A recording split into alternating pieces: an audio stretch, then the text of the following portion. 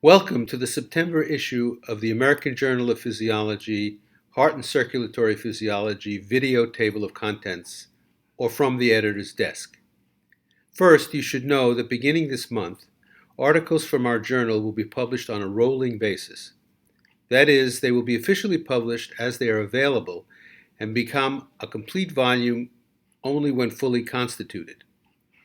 Because of this, our video table of contents feature will only be sent after each volume is collated. So I know you love looking at this face every 2 weeks. Future From the Editor's Desk videos will be published and sent out only once a month. This September issue is full of great cardiovascular science, including a review and editorial focus piece, many papers related to our calls, and much, much more. So let's get started. We start with a review by Cheng et al., where the role of autoimmunity in the pathogenesis of abdominal aortic aneurysms is discussed in detail. The role of local and systemic immune responses and mediators are reviewed here.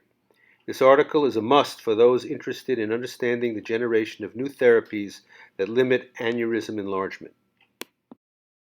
In a paper by Reagan et al., the development and utilization of a mouse model of diastolic heart failure, or heart failure with preserved ejection fraction, is studied.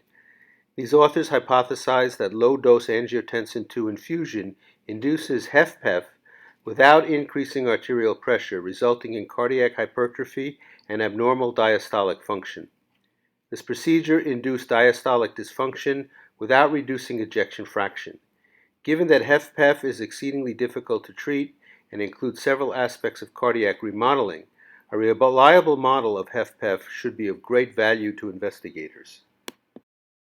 In an interesting study by Nanayakara et al., a potential mechanism for the effect of HIF-1 alpha against ischemia-reperfusion injury by the mitochondrial protein frataxin is described.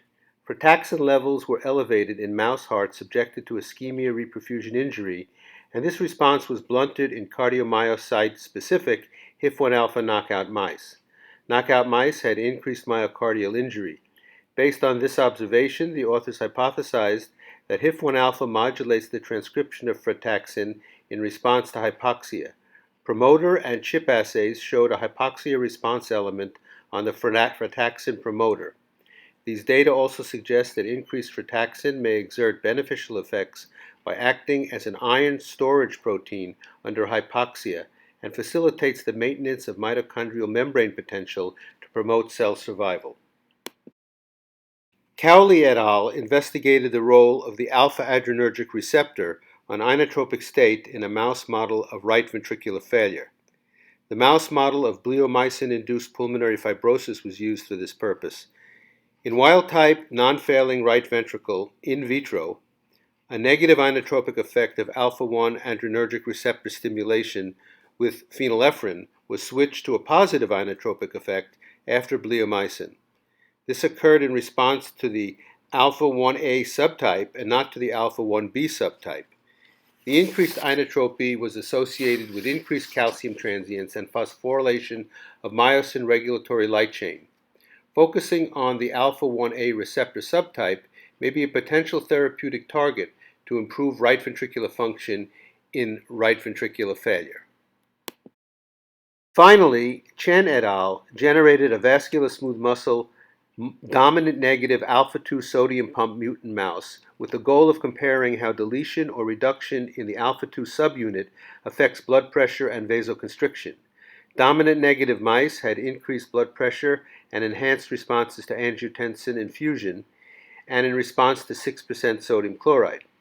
Several calcium transporters were also reduced in this model.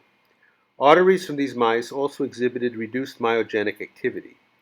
In contrast, mouse aortas that overexpressed the alpha-2 subunit, these calcium transport proteins were increased, and overexpression mice had reduced blood pressure and attenuated responses to angiotensin. Calcium transporter protein programming may enhance calcium gain and signaling by myocytes and thereby promote the rise in blood pressure. The author suggests that the implication of this work is that protein reprogramming, which may be attributed to a centrally regulated, sustained increase in circulating endogenous Wabane may act directly on myocytes, contributing to elevated blood pressure.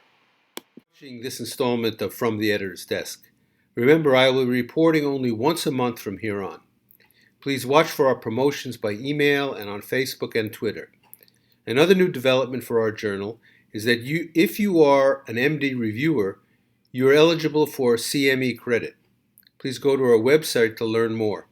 See you next month, and don't forget to send us your best work now.